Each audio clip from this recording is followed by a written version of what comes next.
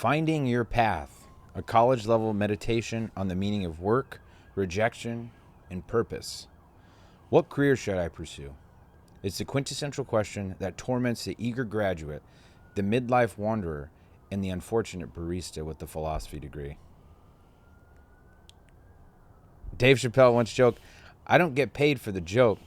I get paid for the anticipation of the joke," which could double as a sound career advice. Don't chase what everyone else is after, but instead focus on what you're building up to. Seneca, the ancient Stoic who knew a thing or two about advising wayward Romans, might whisper to us, "It's not that we have a short time to live, but that we waste a lot of it."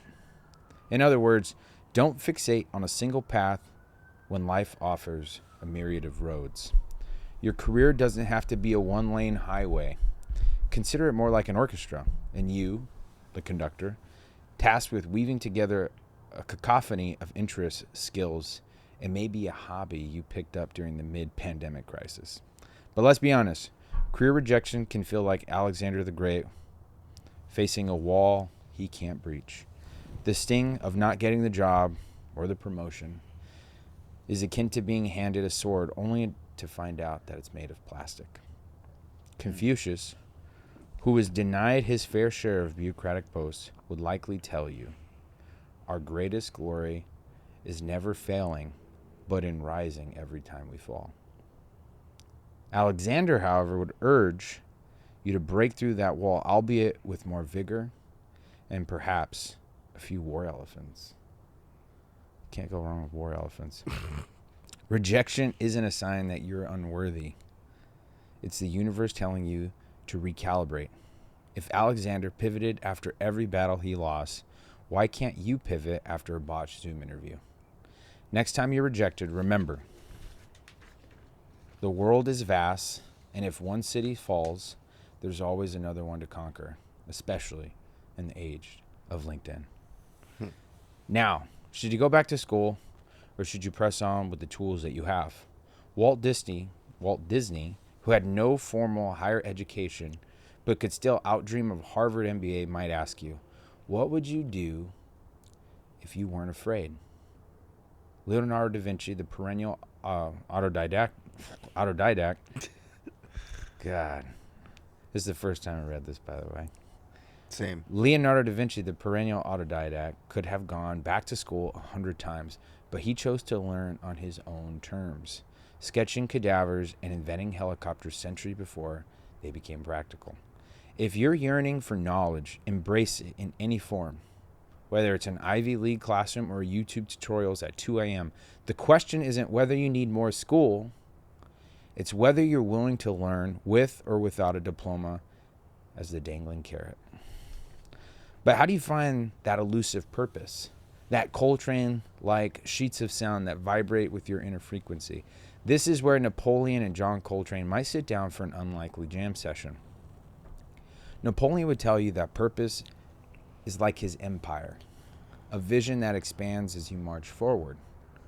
Coltrane would urge you to listen closely to the notes that you aren't playing. Purpose isn't a grand revelation from the heavens. It's often the quieter passion you discover in the small, seemingly dissonant moments. Follow the noise that only you can hear. And like Coltrane, you might just find a love supreme. I like that.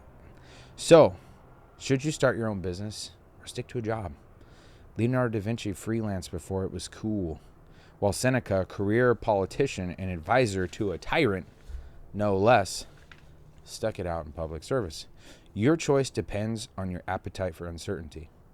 Dave Chapelle walked away from $50 million, preferring the raw, chaotic canvas of independence. Starting a business isn't about escaping a job. It's about being comfortable with ambiguity.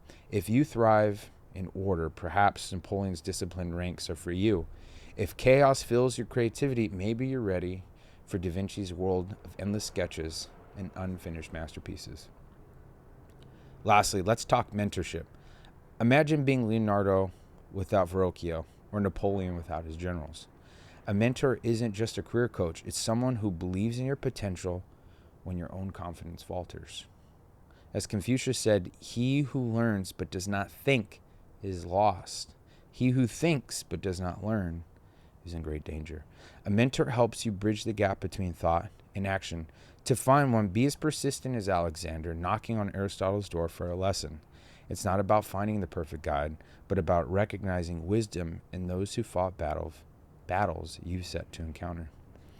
In the end, staying motivated in an unfulfilling job might be the hardest battle of all. John Coltrane found solace in practice, even when the music industry didn't understand his sound. If you're feeling trapped, take a page from Seneca. Difficulties strengthen the mind as labor does the body. Perhaps your current job is the weight you're lifting so you can be stronger for what's next. Embrace the grind as preparation. Your purpose, passion, and next move are like hidden sketches in Da Vinci's notebook, waiting for you to uncover them with a bit of curiosity, a splash of persistence, and the audacity to keep turning the page.